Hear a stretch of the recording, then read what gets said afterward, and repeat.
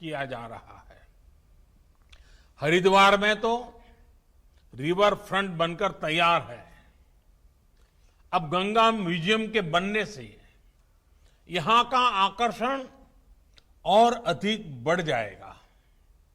ये म्यूजियम हरिद्वार आने वाले पर्यटकों के लिए गंगा से जुड़ी विरासत को समझने का एक माध्यम बनने वाला है। साथियों, अब नमामि गंगे अभियान को एक नए स्तर पर ले जाया जा रहा है।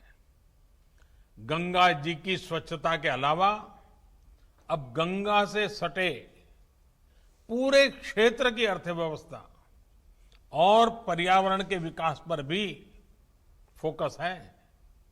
सरकार द्वारा उत्तराखंड सहित सभी राज्यों के किसानों को जैविक खेती,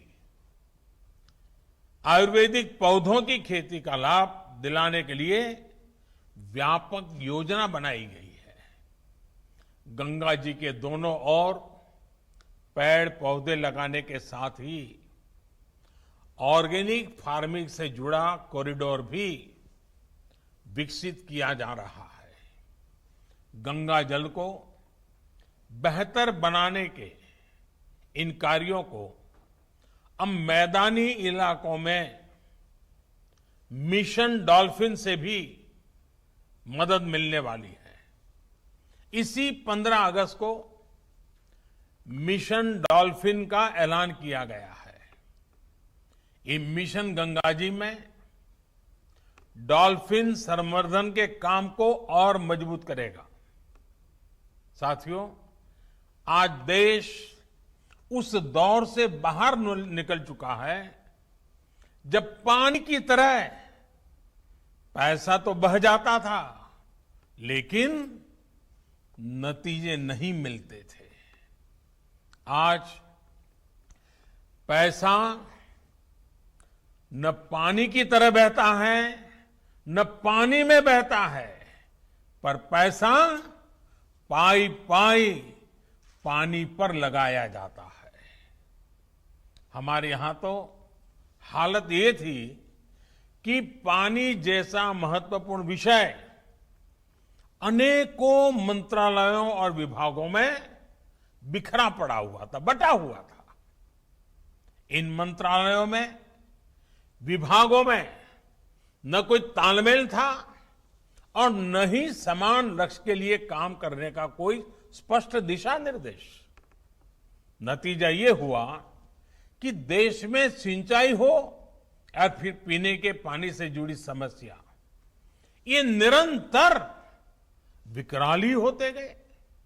आप सोचिए, आजादी के इतने वर्षों बाद भी 15 करोड़ से ज्यादा घरों में पाइप से पीने का पानी नहीं पहुंचता था। यहां उत्तराखंड में भी हजारों घरों में यही हाल था। गांवों में, पहाड़ों में जहां आना जाना तब मुश्किल हो, वहां पीने के पानी का इंतजाम करने में सबसे ज्यादा तकलीफ हमारी माताओं को, बहनों को, बेटियों को उठानी पड़ती थी, पढ़ाई छोड़नी पड़ती थी। इन समस्याओं को दूर करने के लिए देश की पानी से जुड़ी सारी चुनौतियों पर एक साथ ऊर्जा लगाने के लिए ही जल शक्ति मंत्रालय का गठन किया गया। मुझे खुशी है कि बहुत ही कम समय में जल शक्ति मंत्रालय ने तेजी से काम संभालना शुरू कर दिया।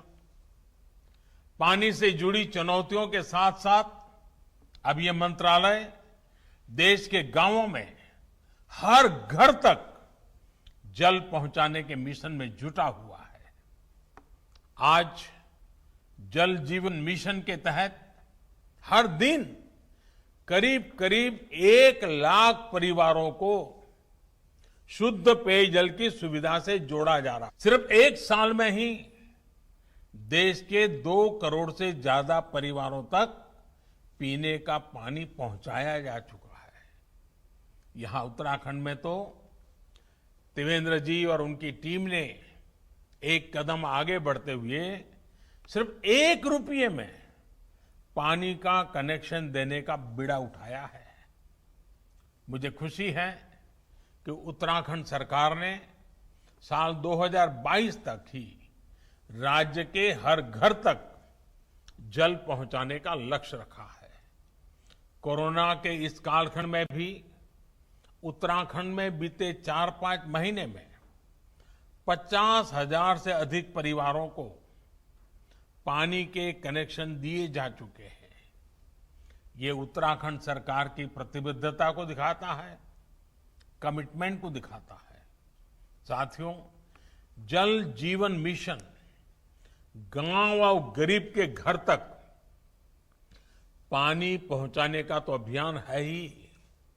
ये एक प्रकार से ग्राम स्वराज को, गांव के सशक्तिकरण को, उसके लिए भी एक नई ऊर्जा, नई ताकत, नई बुलंदी देने वाला अभियान है। सरकार के काम करने में कैसे बहुत बड़ा बदलाव आया है, ये उसका भी उदाहरण है। पहले भी सरकारी योजनाओं पर अक्सर दिल्ली में ही बैठकर फैसला होता था। किस गांव में कहां सोर्स टैंक बनेगा, कहां से पाइपलाइन बिछेगी, ये सब फैसले ज्यादातर राजधानियों में ही होते थे। लेकिन जल जीवन मिशन ने अब इस पूरी परिपाटी को ही बदल दिया है। गांव में पानी से जुड़े कौन से काम हो, कहां काम हो, उसकी क्या तैयारी हो, ये सब कुछ तय करने का, फैसले लेने का अधिकार अब गांवों के लोगों को ही दे दिया गया है। पानी के प्रोजेक्ट्स की प्लानिंग से लेकर रख रखाव और संचालन तक पूरी व्यवस्था ग्राम पंचायत करेगी, पानी समितियां करेंगी। पानी समितियों में भी 50% गांव की बहनें हो, गांव की बेटियां हो, ये भी सुनिश्चित किया गया है। साथियों, आज जिस मार्गदर्शिका का विमोचन किया गया है, वो इन्हीं बहनों, बेटियों, पानी कमेटी के सदस्यों, पंचायत सदस्यों के सबसे ज्यादा काम आने वाली है। एक प्रकार की मार्गदर्शिका है। और मेरा पक्का विश्वास है, पानी की कठिनाई क्या होती है, पानी का मूल्य क्या होता है, पानी की आवश्यकता कैसे सुविधा और संकट दोनों लाती है, इस बात को हमारी माताएं बहनें जितना समझती हैं, शायद ही कोई समझता है। और इसलिए जब इसका पूरा कारोबार माताओं बहनों के हाथ में जाता है, तो बड़ी संवेदनशीलता के साथ, बड़ी जिम्मेदारी के साथ वे इस काम को निभाती हैं और अच्छे परिणाम भी देती हैं। ये गांव के लोगों को एक मार्ग दिखाएगी। ये किताब जो बनाई है, वो छोटे मोटे निर्णय करने में, फैसले लेने में मदद करेगी। मैं समझता हूं, जल जीवन मिशन ने गांव के लोगों को एक अवसर दिया है। अवसर अपने गांव को पानी की समस्याओं से मुक्त करने का, अवसर है अपने गांव को पानी से भरपूर करने का। मुझे बताया गया है कि जल जीवन मिशन इस 2 अक्टूबर गांधी जयंती से एक और अभियान शुरू करने जा रहा है। 100 दिन का एक विशेष अभियान, जिसके तहत देश के हर स्कूल और हर आंगनवाड़ी में नल से जल को सुनिश्चित किया जाएगा। मैं इस अभियान की सफलता की शुभकामना देता हूं और मैं राज्य सरकारों से भी आग्रह करता हूं कि करने जैसा पवित्र काम है, राज्य सरकारें भी पूरी तरह इस जिम्मेवारी को अपने कंधे पर उठाएं और इस काम को 100 दिन में हम पूरा करके दिखाएं। साथियों, नमामि गंगे अभियान हो, जल जीवन मिशन हो, स्वच्छ भारत अभियान हो, ऐसे अनेक कार्यक्रम बीते 6 सालों के बड़े रिफॉर्म्स का हिस्सा है। ये ऐसे रिफॉर्म है जो सामान्य जन के जीवन में, सामाजिक व्यवस्था में हमेशा के लिए सार्थक बदलाव लाने में मददगार है। बीते 1-1.5 साल में तो इसमें और ज्यादा तेजी आई है। अभी जो संसद का सत्र खत्म हुआ है, इसमें देश की किसानों, श्रमिकों और देश के स्वास्थ्य से जुड़े बहुत बड़े बड़े सुधार किए गए हैं। इन सुधारों से देश का श्रमिक सशक्त होगा, देश का नौजवान सशक्त होगा, देश की महिलाएं सशक्त होगी, देश का किसान सशक्त होगा।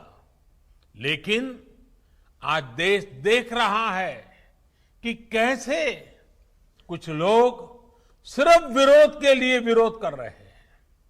साथियों, अब से कुछ दिन पूर्व देश ने अपने किसानों को अनेक बंधनों से मुक्त किया है।